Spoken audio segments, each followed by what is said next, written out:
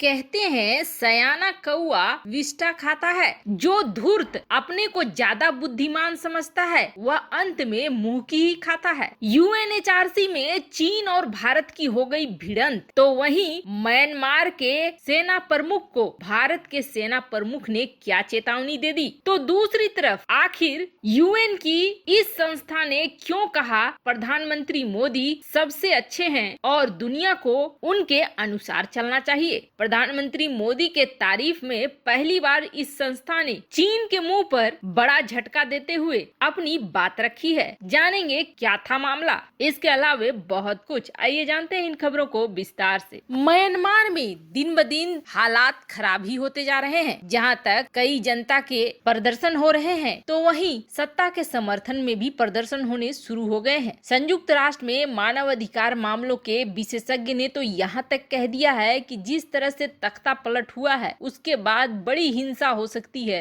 Myanmar में। तो वहीं दूसरी तरफ कई बड़े देश म्यांमार के ऊपर प्रतिबंध लगाना शुरू कर चुके हैं, जिनमें अमेरिका है, यूरोपीय यूनियन है, फ्रांस है। इन सब देशों की मांग है कि म्यांमार में लोकतंत्र वापस से बहाल होना चाहिए। लेकिन अब तक म्यांमार के सेना प्रमुख बिल्कुल निश्चिंत होकर बैठे हैं। उसकी सबसे बड़ी वजह है कि म्यांमार के साथ लंबी चौड़ी सीमा अगर किसी देश की लगती है तो वो दो देश हैं, चीन और भारत। और इन दोनों देशों में से किसी ने भी अब तक खुलकर तख्ता पलट के विरोध में कुछ नहीं कहा है और न ही ऐसा कोई प्रतिबंध लगाया है। दोनों ही देश जिस तरह से लोकतांत्रिक सरकार थी उस समय व्यापार चलता था, वैसा ही व्यापार आज भी कर रहे हैं। ऐसे में सेना प्रमुख बिल्कुल म्यांमार के निश्चिंत होकर बैठे हैं कि कुछ भी ऐसा नहीं होने वाला है। पर अब हालात बदलते जा रहे हैं। हाल फिलहाल में जब भारत के सेना प्रमुख एमएम नरवणे ने यह बयान दिया था कि म्यांमार की सेना ने भारत की नॉर्थ ईस्ट में बहुत मदद की थी, जिसकी वजह से नॉर्थ ईस्ट में उग्रवादियों पर काबू पा सका था भारत, तब यह मतलब निकाला गया था कि भारत म्यांमार के सेना तख्ता पलट पर कुछ भी नहीं बोलेगा। लेकिन अब हालात बदलते जा रहे हैं। जहां अंतर्राष्ट्रीय दबाव पड़ रहा है, तो वहीं भारत के सेना प्रमुख ने फिर एक बयान दिया है जिसमें उन्होंने साफ करा है कि हम इंतजार कर रहे हैं कि कब म्यांमार में लोकतांत्रिक शासन वापस आएगा। इशारों में ही सेना प्रमुख की ओर से ये बतला दिया गया है कि भारत तख्ता पलट के समर्थन में नहीं है, बल्कि वह भी चाह रहा है कि लोकतांत्रिक शासन वापस आए। हालांकि कब तक वापस लोकतांत्रिक सरकार आएगी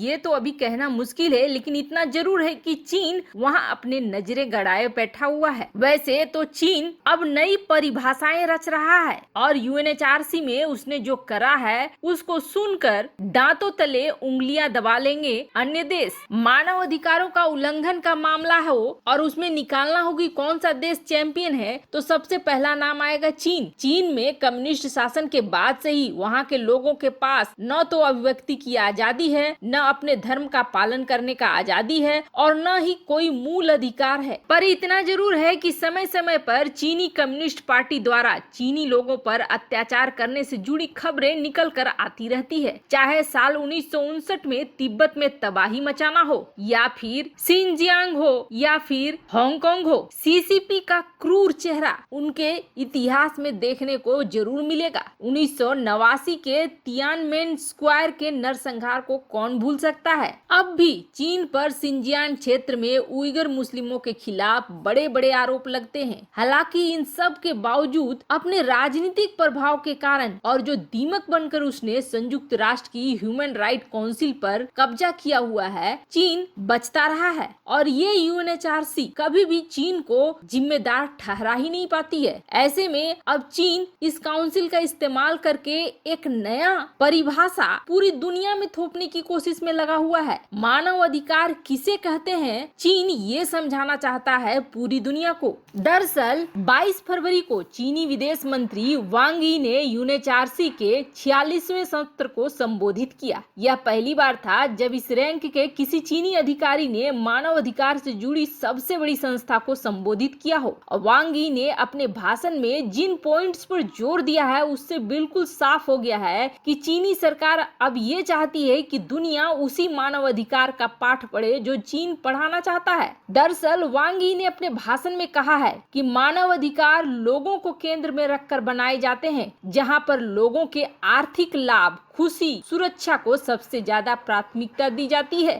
साधारण भाषा में कहें तो वांग यी का कहना है कि आर्थिक विकास की आड़ में कुछ भी किया जाए वो सब कुछ सही है। चीन ने ये आंकड़ा रखा है कि उसने अपने देश में गरीबी दूर कर दी है 2020 तक में, जबकि उसका टारगेट 2030 था। ये ऐसे नहीं हुआ है। चीन खुलकर ये कह रहा है कि सिंजियांग की अर्थव्यवस्था पिछले 60 साल में 200 गुना बढ़ी है और वहाँ की जीडीपी 40 गुना बढ़ी है। ऐसे में सिंजियांग में जो हो रहा है वो मत देखो, बल्कि ये देखो कि आर्थिक विकास कैसे हो रहा है। कुल मिलाकर कहें तो अपने राजनीतिक बंदिश, अत्याचार, उन सभी को वो जायज ठहरा रहा है और ये कह रहा है कि इसकी वजह से ही आर्थिक विकास हुआ है। ऐसे में दुनिया को मानव अधिकार का नया मॉडल डाल देना चाहिए। हालांकि भारत ने इसका जवाब देते हुए सभी देशों को लताड़ा है, जिसमें चीन भी शामिल है, कि सिर्फ आर्थिक विकास के लिए नजरअंदाज नहीं किया जा सकता है लोगों के अधिकार को, और किसी भी चीज को जायज नहीं ठहराया जा सकता है। वैसे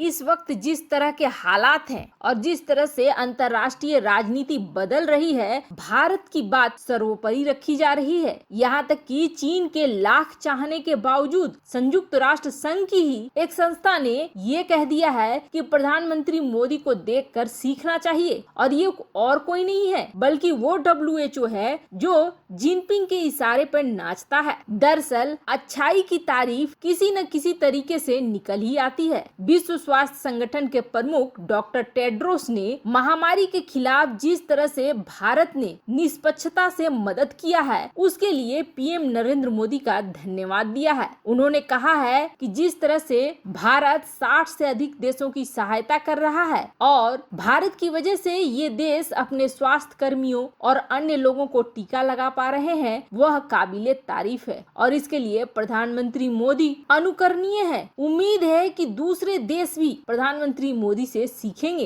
वैसे WHO जैसी संस्था के द्वारा प्रधानमंत्री मोदी को धन्यवाद देना ये दिखलाता है कि भारत कैसे विश्व गुरु बन चुका है और अब दुनिया मान रही है भारत के ताकत को। यहाँ तक कि दुश्मन भी मानने को मजबूर हो रहे हैं और ऐसी संस्थाएं भी मानने को मजबूर हो रही हैं जो कि दुश्मन देश के चंगुल में फंसी हुई हैं। वैसे आपको क्या लगता है, इस महामारी काल ने जहां बहुत सारी समस्याएं खड़ी की तो वहीं भारत को एक अवसर भी दिया दुनिया में चमकने का। आपको नहीं लगता है कि भारत ने इस महामारी के वक्त में दुनिया में बड़ा नाम कमाया है और विश्व गुरु की तरह भूमिका निभाई है? आपकी राय क्या है, कमेंट कर जरूर बताएं। जल्द मिलते हैं अगले वीडियो में नई खबर के साथ।